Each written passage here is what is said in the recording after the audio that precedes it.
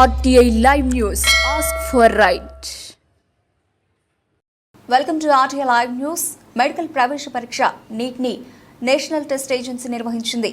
ఇందు మూలంగా జూన్ 9న దేశవ్యాప్తంగా పార్లమెంట్ ఎన్నికల ఫలితాల హడావుడిలో ప్రజలందరూ నిమగ్నమైన అవుతున్న సందర్భంలో వాస్తవిక షెడ్యూల్లో 10 రోజుల ముందు national testing agency NDA NEET పరీక్ష ఫలితాలు విడుదల చేసింది. ఈ పరీక్ష ఫలితాల్లో అనేక అవకతవకలు జరిగాయి. రాష్ట్ర వ్యాప్తంగా బంద్ ప్రకటించడం జరిగింది. ఇప్పుడు శ్రీకాకుళం జిల్లా పలాస మండలంలో కూడా బంద్ ప్రకటించారు. మెడికల్ ప్రవేశ పరీక్ష నీట్ని 2024 మే 5న నేషనల్ టెస్టింగ్ ఏజెన్సీ నిర్వహించింది. జూన్ 4న దేశవ్యాప్తంగా పార్లమెంట్ ఎన్నికల ఫలితాల హడావిడిలో దేశ ప్రజలందరూ నిమగ్నమవుతున్నటువంటి సందర్భంగా వాస్తవ షెడ్యూల్కి 10 రోజుల ముందు national testing agency NTA neat పరీక్ష ఫలితాలను విడుదల చేసింది. ఈ పరీక్షా ఫలితాల్లో అనేక అవకతవకలు అనేవి జరిగాయి.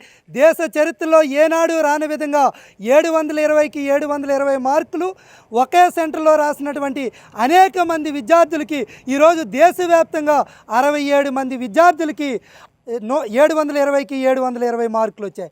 దీనిపైన దేశవ్యాప్తంగా విద్యార్థులు, విద్యార్థి సంఘాలు, తల్లిదండ్రులు పెద్ద ఎత్తున గొంతెత్తి నినదిస్తున్న కేంద్ర ప్రభుత్వం కానీ, కేంద్ర ప్రభుత్వ ఆధీనంలో ఉన్నటువంటి నేషనల్ టెస్టింగ్ ఏజెన్సీ కానీ ఎటువంటి ఫలితాలను కూడా దీనిపైన ఒక ప్రకటన చేయలేదు.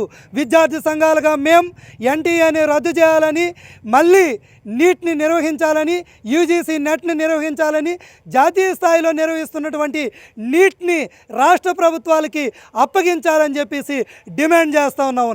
అదేవిధంగా కేంద్ర విద్యాశాఖ మంత్రి దీని మొత్తానికి బాధ్యత వహించి కేంద్ర విద్యాశాఖ మంత్రి పదవికి రాజీనామా చేయాలని కేంద్ర ప్రభుత్వం విద్యార్థులకు తక్షణమే బహిరంగ క్షమాపణ చెప్పాలని చెప్పేసి డిమాండ్ చేస్తూ ఉన్నాం.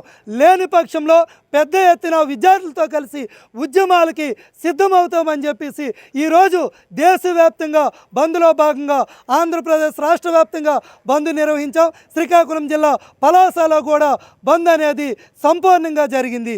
ఈ బంద్కు సహకరించినటువంటి అన్ని వర్గాలకు ధన్యవాదాలు తెలియజేస్తా ఉన్నాం. ఎం వినోద్ కుమార్, పీడిఎస్ ఆంధ్రప్రదేశ్ రాష్ట్ర ప్రధాన కార్యదర్శి.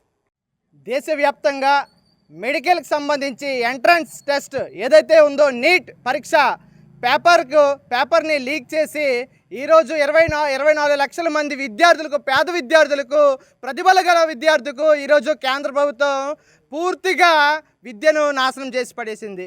మరి మొన్నటి రిలీజ్ చేసినటువంటి నేషనల్ టెస్టింగ్ ఏజెన్సీ రిలీజ్ చేసినటువంటి నీట్ ఫలితాల్లో ఏదైతే 67 మందికి 720 మార్కులు సాధించి దేశ చరిత్రలోనే ఇదొక చరిత్రాత్మకంగా మారింది ఈ ఫలితాలు. మరి అందులో 6 మంది విద్యార్థులు ఒకే సెంటర్కి సంబంధించడం అనేక అనుమానాలకు తావతీసింది. అలాగే పోలీసుల సమక్షంలో 30 లక్షలకు పేపర్ అమ్ముకున్నామని చెప్పి ఒప్పుకున్నా కూడా కేంద్ర విద్యాశాఖ మంత్రి ధర్మేంద్ర రాజేంద్ర ప్రసాద్ ఎంతవరకు ఎటువంటి చర్యలు తీసుకోపోవడం మరి దారుణం. విద్యార్థులు పొట్టగొడుతున్నారు. మరి తక్షణమే విద్యాశాఖ మంత్రి నైతిక బాధ్యత వహించి రాజీనామా చేసి బహిరంగ 24 లక్షల మంది విద్యార్థులకు, పేద విద్యార్థులకు క్షమాపణ చెప్పి రాజీనామా చేయాల్సిందిగా డిమాండ్ చేస్తున్నాం. అదేవిధంగా ఈరోజు దేశవ్యాప్తంగా అన్ని వామపక్ష విద్యార్థి సంఘాల ఆధ్వర్యంలో బంద్ జయప్రదం చేయడం జరిగింది. మరి రానున్న రోజుల్లో మరిన్ని ఉద్యమాలకు శ్రీకారం చుడతామని చెప్పి ఈ సందర్భంగా ఏఐఎస్ఎఫ్ తరఫున హెచ్చరిస్తున్నాం. అలాగే నేషనల్ టెస్టింగ్ ఏజెన్సీ ఏదైతే దేశవ్యాప్తంగా రన్ చేస్తుందో అది రాష్ట్ర ప్రభుత్వం నిర్వహించాలని చెప్పి డిమాండ్ చేస్తాం. నా పేరు సిహెచ్ రవి, ఏఐఎస్ఎఫ్ జిల్లా అధ్యక్షులు.